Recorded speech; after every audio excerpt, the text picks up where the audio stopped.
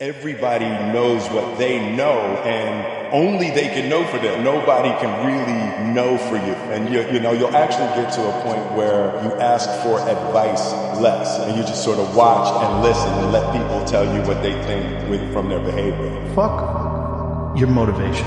Fuck your motivation. You need discipline. Motivation is a feeling that comes and goes, and it doesn't matter whether it's there or not. Discipline is infinitely more important. So no matter how you feel, get up and do what you're supposed to do. You need to do something, you do it anyways. You don't do it because you're motivated, you do it because you're disciplined. Fuck your tired body, fuck that unmotivated mind, and get out there and do it anyway.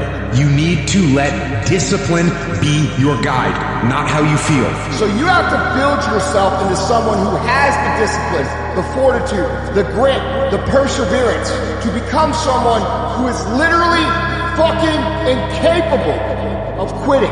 I wasn't the fastest, I wasn't the strongest, I wasn't the smartest, but I did know that I could work hard. I had to work hard. Set a time to train at that time. Set a time to go sleep at that time. Set a time to get up at that time. If you only did what you were supposed to do when you were motivated to do it, that's leaving it to chance. But if you're disciplined, you go do what you're supposed to do. That's the way it works. I want you to fail, I want you to get up and do it again. The same thing in life, the same thing here. You can do this, you can do anything. Right now you're 5% away. 5% away from being a champion. We did not come this far to just break down and lose now. You wake up, right to work. Immediately your mind is in action. I'm a winner. I'm going to win. Getting what you want is always the hardest. People give up right before they get what they always wanted to get. People quit and they give up. At the end of every day, you look yourself in the mirror and you ask yourself, did I get better today? If the answer is yes, and you do that for 5 years, 10 years, 15 years, how much better is it going to be? And that's basketball, that's whether it's football, that doesn't matter. Are you getting better every single day? That's the question. And I will not be the person who quit before I got what I wanted or what I needed or what I thought I was supposed to have. If you quit, it's really easy to predict your future. How does that feel? But if you don't quit, if you go for it, with no proof, you can't quantify it. People are going to call you crazy. Your friends are going to look at you sideways. You'll have the opportunity to play in the game instead of sitting on the sidelines. And you might fail for a while. And you might have to pay your success tax. And you might have to go through 7 failures, 9 failures, 12 failures. You might be sleepless at night wondering why the heck you're doing it. But on the other side of that, you get to see who you're meant to be, who God designed you to be, and tap into your full potential, and there's nothing better. If you want to change the world, start off by making your bed. If you make your bed every morning, you will have accomplished the first task of the day. It will give you a small sense of pride, and it will encourage you to do another task, and another, and another. And by the end of the day, that one task completion will have turned into many task completion. Making your bed will also reinforce the fact that the little things in life matter. If you can't do the little things right, you'll never be able to do the big things right. And if by chance you have a miserable day, you will come home to a bed that is made, that you made. And a made bed gives you encouragement that tomorrow will be better. So if you want to change the world, start off by making your bed. When that alarm clock goes off at 4 or 5 in the morning, your mind says no. You just say, this is what we do. It's what we do now. And that's your new norm. That's your new norm. So then it's like breathing.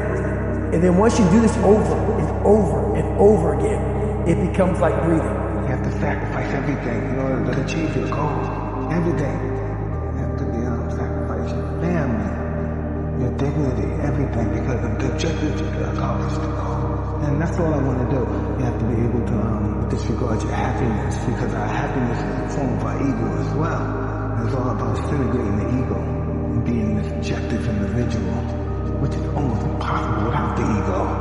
The ego gives it purpose, so you have to have the purpose without a feeling, which I just know how to do. I can't even explain it. You don't need talent. You need discipline. Everything I've ever done in my life, I didn't want to do. Everything, every day. I'm a lazy piece of shit. And I'm one of the hardest working people to ever step foot on this planet Earth. Hard work, dedication, sacrifice. I can do that. I can do that all fucking day long. I can get up at 3 o'clock in the morning. I can outwork you. That's where I found greatness over there. I don't want to be a SEAL today. I don't want to be whatever today. I'll start tomorrow. And that's the usual pattern of people's lives.